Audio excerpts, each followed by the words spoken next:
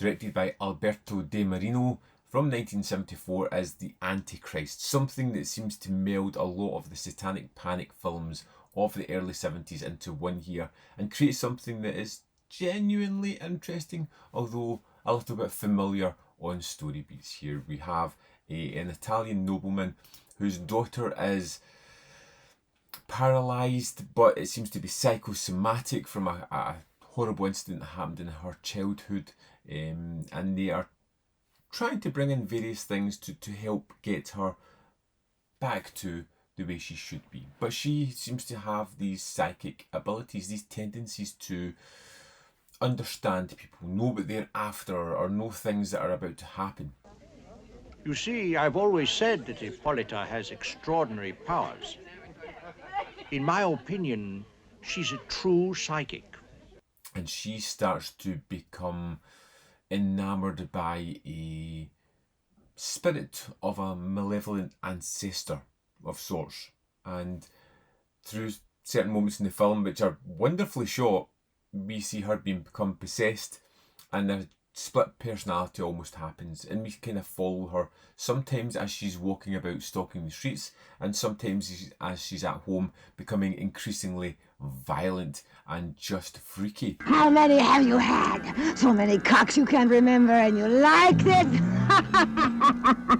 And it's one of those movies that it's beautifully shot, because you get these locations that are fantastic. You get this kind of large house that offers all these kinds of possibilities, and it really does go for some spooky scares later on, but it does it in a kind of lo-fi way that I really appreciated and I thought was incredibly fun. And it does feel very threatening at times, because I felt like the main character, the possessed character, was never going to be stopped.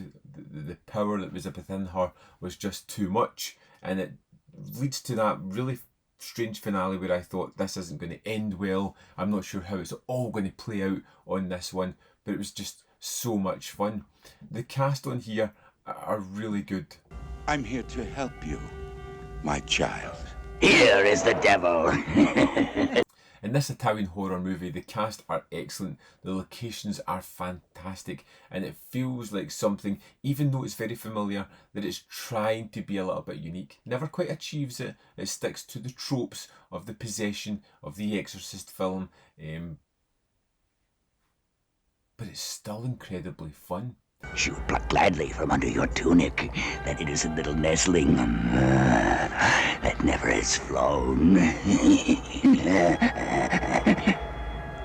Because we have a sort of older girl here, I'm sure the part was probably written for somebody much younger, but because we've got an older person playing it here, it adds all these kind of connotations to it. The idea that she is psychosomatic paralyzed is a really kind of interesting idea, showing that she's already having some kind of difficulties dealing with trauma that she's had within her life, dealing with the fact that her father, who is her sole relative that kind of looks after her, maybe moving away from her as well, is an interesting idea and conceit throughout it. But the film has several standout moments. The moment where she is finally fully possessed is a wonderful sequence, as it kind of flirts between current day and to something similar that happened to a relative, an ancestor a long time ago, as they kind of mix together, is wonderfully put. The lo-fi special effects work incredibly well for creating that unnatural moment within the film that was really kind of interesting.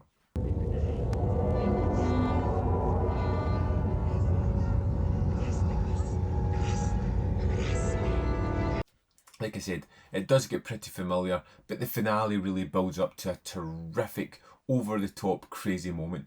There's a moment where we bring in a kind of local person who deals with these exorcisms, and he comes in and is completely out of his depth, and it's just wonderful seeing how that escalates as it plays with him before the final exorcism really takes effect.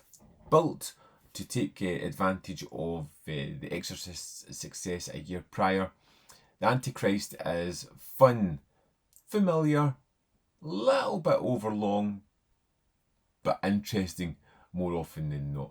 Let's dive into the extras and have a look what's on the disc here. Here we are in the disc for the Antichrist. Let's go to the special features. Sacred and Profane, the Audio Recollections of Alberto De Martino. This is 11 minutes 5 seconds. He's talking about getting the idea of the Antichrist, which pretty much comes from The Exorcist, but how they kind of subverted it and added more of a different spin to it. Raising Hell, featuring Alberto De Martino and Ennio Morricone, is 10 minutes 19 seconds. It's an archival featurette, but it is terrific. We've got an audio commentary with author critic Lee Gambin and critic Sally Christie, and we have the Tempter opening credits, which is just a different title for the film, which is 1 minute 12 seconds, and a TV spot which is 30 seconds in length. So there we have it. The Antichrist is out now on Blu-ray. I would say, yeah, pick it up. It's interesting. It's one that I would definitely check out again. Not wholly original, but definitely fun. I would love to know your thoughts, so let me know in the comment box below whether you love it, hate it, fall somewhere in the middle, or wherever your thoughts on this film are. As always, there's more content up here. You can see more of my stuff. In the description box below are links to the Patreon, membership program, and manvfilm.com. All ways in which you can support me. Thanks for watching, and I'll see you next time.